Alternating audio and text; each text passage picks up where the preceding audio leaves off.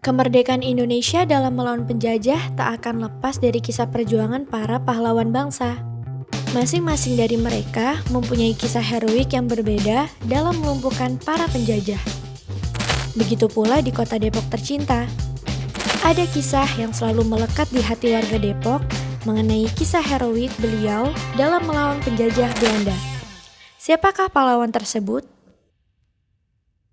Tole Iskandar. Ya, jadi kebetulan kita mau diskusi soal Tole Iskandar.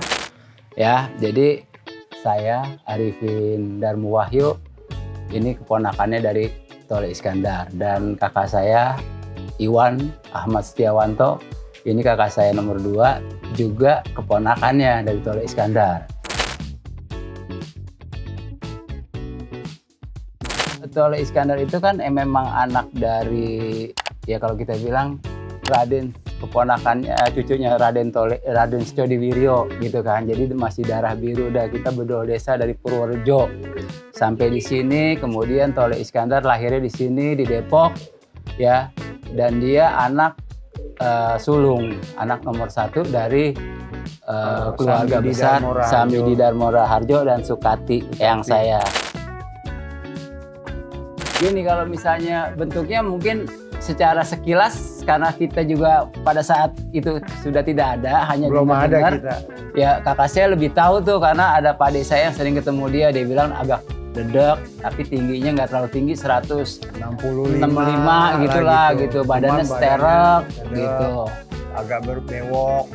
Terus punya anjing 1, ya kan, yang mengikuti dia waktu zaman perjuangan.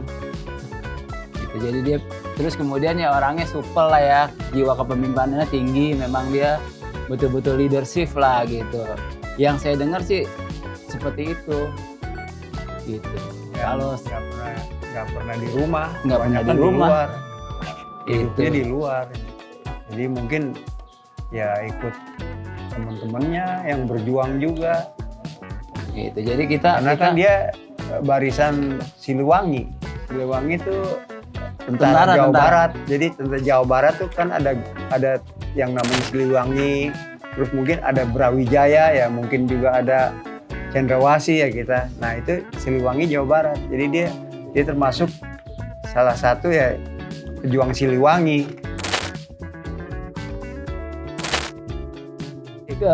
Yang saya searching di situ memang ada foto, tapi itu sebetulnya foto adiknya paling bungsu, namanya Mulyono, Om Enton. Selamat Mulyono gitu, Om Enton. Ya mungkin kita nggak tahu siapa yang upload gitu loh. Tahu-tahu juga saya juga kaget. Itu kok ada foto om saya di sana, tapi tulisnya bawahnya Tole Iskandar. Saya sendiri sebagai keponakan, ya nggak tahu. Tapi mungkin orang ini banyak penasaran dan harus ada mungkin fotonya. Sehingga ya itulah Tole Iskandar seperti itu gitu. Ya itu salah satu yang mungkin mengakibatkan itu terbang di luar. Mungkin orang sering datang wawancara, kita nggak tahu. Tiba-tiba ada foto kan di dinding-dinding, ada foto keluarga saya, memang semua ada foto seperti inilah contohnya. Ya, kamu nih setiap di keluarga saya pasti ada foto eyang saya nih 2. Misalnya kakak ibu saya, adik ibu saya, di rumah tuanya biasanya ada foto ini. Itu bapak ibunya Tole Iskandar itu. Dan mungkin di situ di sampingnya ada foto anaknya atau apa. Jadi berangkatlah ke sosial media. Tadi keluarga saya tuh, uyut saya itu adalah pegawai Belanda zaman itu, Waterbuh, Menteri Air. Pokoknya Menteri Air zaman Belanda gitu aja. Gitu. Apa bahasa Belandanya kita kurang paham juga. Karena kan yang paham Belanda itu ibu saya tuh. Iya. Karena dia adalah kaki tangannya Belanda, boleh dibilang. Jadi cucunya ingin merdeka, ingin melawan Belanda. Nah, kan banyak resikonya. Berlawanan. Paling tidak kalau Belanda tahu, kita habis. Iya. Dibunuh, udah pastilah, udah dibunuh lah. Nah, karena disitulah takut, makanya semua yang punya foto-foto Pade Tole buang semua, bakar. Kalau kayak gitu kita nggak usah jawab, hati nurani yang jawab dari saya. Kalau itu si mereka grupnya Tole itu, pejuang itu miris melihat bangsanya ini dijajah oleh Belanda. Miris kan? Mereka kan orang udah berpengetahuan. Beda kalau kita kan nerima aja biasa. Dia kan orang-orang di sawah kerja, ya udahlah kuli di sawah nanam makan aman. ubi, singkong, padi kan. Jadi Belanda itu udah punya begitu. Ya tempat-tempat untuk pembibitan, tanam-tanam, ini mati ini. Ya disitulah dia miris ngeliat orang-orang kita jadi budak. Ya kan kalau orang yang berpikir pinter kan beda ya. Ya kan lihat, oh jadi budak orang kita nih. Habis semua ininya, hasil buminya dikeruk, kopi, lada, semua kan dikeruk kan, karet, habis kita dikeruk dan orang kita jadi miskin. Dukung. Justru adik-adik Tole Iskandar itu jadi palang merah. Pada saat yang bersamaan dapur umum dia yang urus. Pada saat pertama bersamaan dia ikut perang semuanya gitu. Karena kan belum ada yang mulai. Kalau cerita dari orang Depok sih nggak ada heroiknya. Karena orang Depok itu kan 12 marga itu kan menguasai Depok. Lalu dari teman-temannya yang pejuang-pejuang tapi atau orang yang kenal dia, kalau sekarang kan udah nggak ada orangnya, semuanya udah meninggal.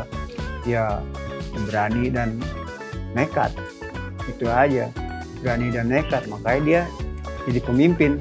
Dia segani lah. Kalau menurut teman-temannya yang waktu saya kecil cerita gitu, wah gila nekat bener dia, berani. Ya kita sih sama dia sih nurut aja. Dia bilang begini kita ikut katanya. Dia otaknya agak pinter juga. Iya, jadi disegani lah oleh teman-temannya. Ya itu beredar cerita itu juga, tapi kan kita kisah nyatanya saya nggak tahu gitu loh. Jadi kalau bilang bahwa Tole Iskandar memang jago nembak gitu, terkenal itu. Tetapi kalau dia nembak pesawat segala macam, ya kalau senjata kecil, nalar saya justru kalau saya anak sekarang mungkin nggak pesawat itu kalau nggak pakai rudal jatuh gitu, pertanyaan saya nih gitu. Karena kan pada saat itu tahun 84 saya udah mulai nonton yang namanya Rambo tuh.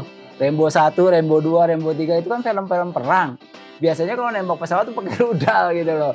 Masa pakai pistol atau apa, apalagi zaman itu masih peluru segini kan, peluru babi gitu kan. Mungkin nggak, kecuali pesawat itu memang udah mau turun, ditembak mungkin kena pilotnya, jatuh. Kisahnya itu memang udah banyak gitu, udah banyak terjadi wawancara, udah banyak segala macam dan pada saat ditentukan dia jadi pejuang, memang dia pejuang gitu, udah ada bukti nyatanya. Terus kemudian yang dipanggil juga itu keluarganya dia, adik-adiknya dia gitu, dan jadi tahu persis perjuangannya Tole Iskandar, dan lo pejuangnya semua sekelilingnya masih hidup semua. Pada saat itu umurnya paling baru sekitar 60 tahun, 72 kan, 71 dapat jalannya. Jadi masih hidup tuh, generasi dia masih ada semua. Justru itulah dapat jalan. Nah pada saat orang ada itu ditentukan, oh ini lo pejuang yang memang benar pejuang. Dapatlah jalan itu, kita punya sejarah itu dan punya foto-fotonya. Valid kalau itu. Waktu saat peresmian, pita digunting, semua valid karena keluarga kita ada gitu.